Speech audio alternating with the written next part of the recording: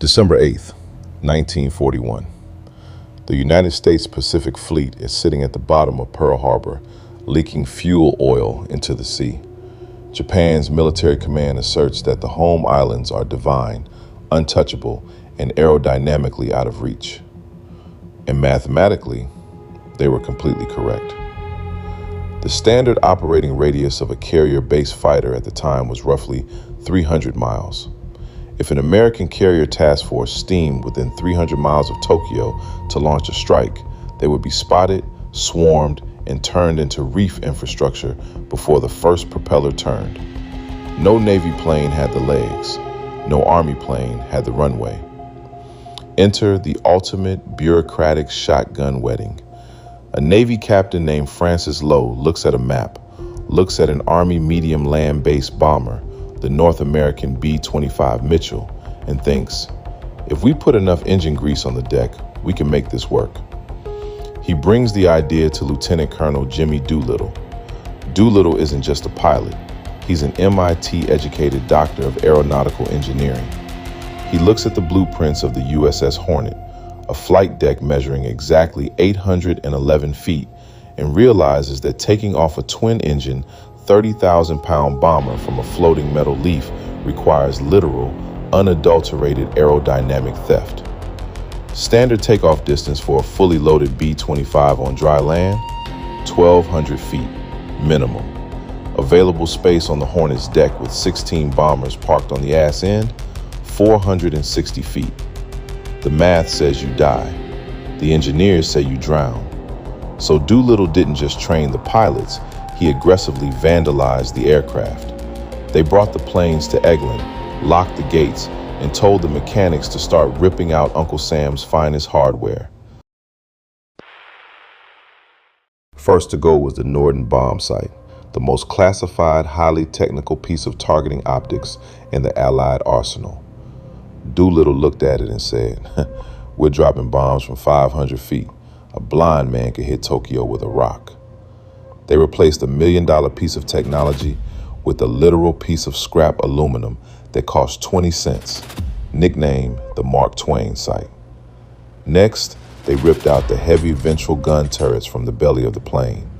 In that massive gaping hole, they stuffed a custom 75-gallon rubber fuel bladder. But 75 gallons is rookie numbers when you're trying to stretch an ocean.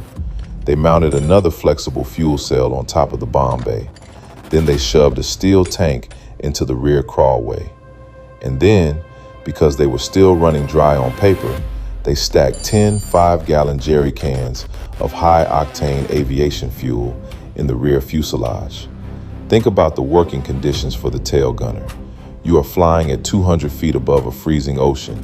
Your tail guns have been removed and replaced with painted broomsticks to scare away Japanese fighters. Yes, actual broomsticks. And your primary job description is to manually hack open jerry cans with a tool, pour the raw gasoline into a funnel leading to the main tanks, and throw the empty cans out a hole in the floor without setting the entire aircraft on fire with static electricity. It wasn't a bomber anymore. It was a flying Molotov cocktail with a steering wheel. They brought in a Navy flight instructor, Lieutenant Henry Miller, a man who had never seen a B-25 in his life, to teach Army pilots how to pull the nose up at the exact macrosecond the ship pitched up on a wave crest. They were training to take off at speeds so low, the aerodynamic stall warnings were screaming the entire time. The operational weight limit of the B-25 was 29,000 pounds. When they finished loading the ammunition, the fuel, and the incendiaries, the planes weighed 31,000 pounds, 2,000 pounds over the structural limit where the metal was designed to snap. April 18th, 1942. The USS Hornet and the USS Enterprise are tracking toward the launch box. Suddenly, 750 miles out, nearly 300 miles short of the safe drop zone, a Japanese picket boat, the Nitomaru, spots the task force and flashes an encrypted warning to Tokyo. Admiral Halsey doesn't hesitate. He flashes the signal to the Hornet, launch planes, to Tokyo. The ocean is a washing machine. Gale force winds are tearing over the bow. The ship is pitching violently, throwing green water over the flight deck. This is where the absolute physics of carrier aviation saves their lives. To fly, those overloaded B-25s need 66 knots of wind passing over their wings. If the ship is sitting still, the planes have to generate all 66 knots down 400 feet of deck. Impossible. So the captain turns the carrier directly into the gale and slams the props to 30 knots. Combined with the 30-knot natural headwind tearing across the Pacific, the air rushing over the flight deck is already moving at 60 knots.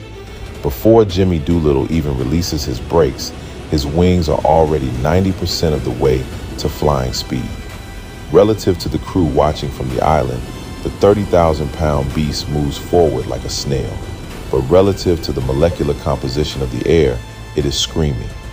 Doolittle waits for the bow to dip, floors the throttles, and pulls the stick back as the ship rises.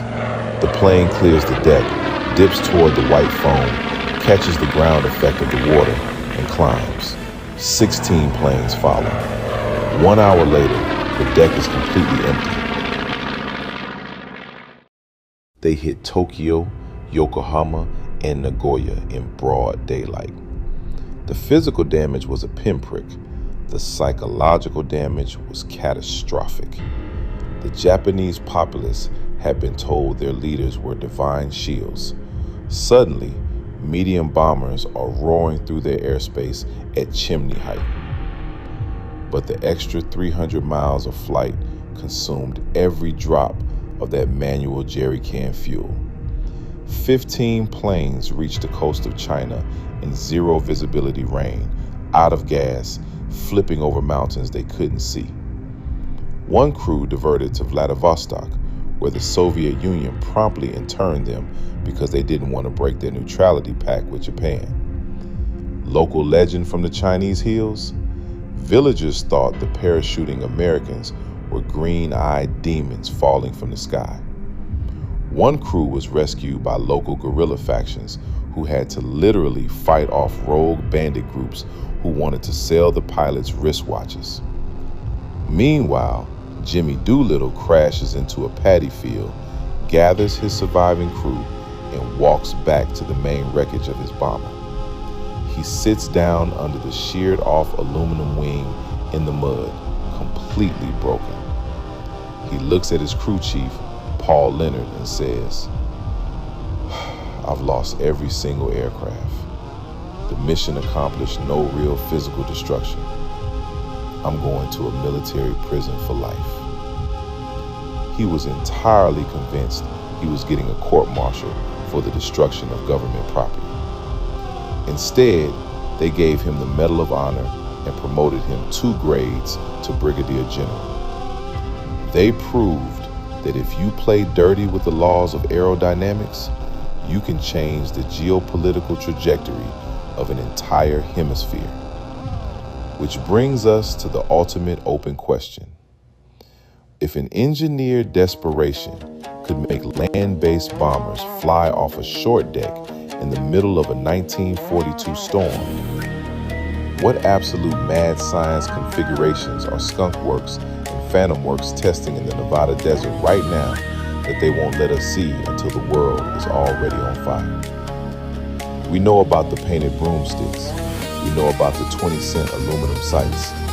Now I want to know what you're hiding. Drop the wildest, most illegal sounding field modification you know of in the military archives down in the comments. Let's start a flame war. Stay intrepid.